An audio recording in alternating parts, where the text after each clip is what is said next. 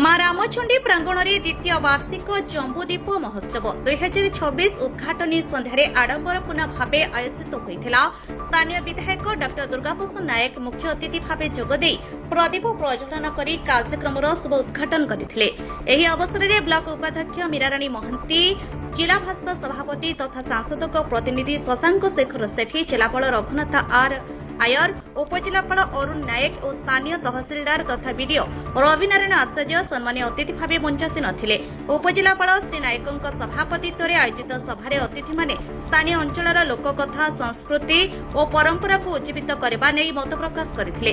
Blocker विभिन्न स्थान में अवस्थित बत्तीघर स्मारकी संपर्क में आलोचना होता। जिलापाल ओरमास माध्यम विदेशी वस्तु वर्जन कर स्वदेशी पण्य आपणाइबा आह्वान करथिले। सेहिपरि तहसीलदार और दायित्वनिष्ठ बीडीओ श्री आचार्य अंचलर विभिन्न उन्नयनमूलक कार्य और प्रकल्प संपर्क में आलोकपात करथिले। परवर्ती आकर्षणीय सांस्कृतिक कार्यक्रम परिवेषण करा जायथिला।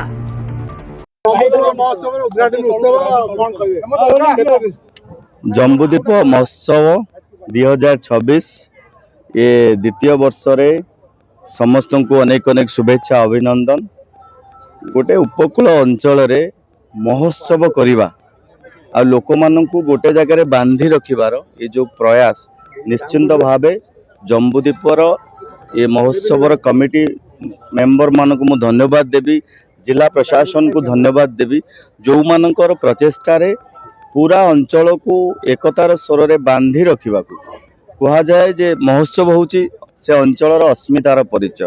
तेणु समस्त को गोटे जगार बांधी रखी ये जो महोत्सव करेबा निश्चिंत भाव साधुवादर कथा। समस्ते ये जम्बूदीप महोत्सव को आसंतु। अनेक कला साहित्य संस्कृति आम लोकंकर नृत्य कला ये सब भी देखा मिलूँ।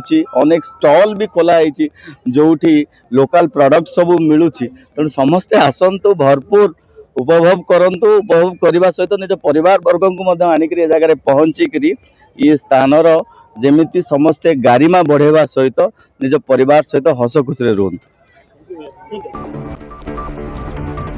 केन्द्रापड़ारू जन्मजय मल्लिकଙ୍କ रिपोर्ट एस न्यूज ओडिया।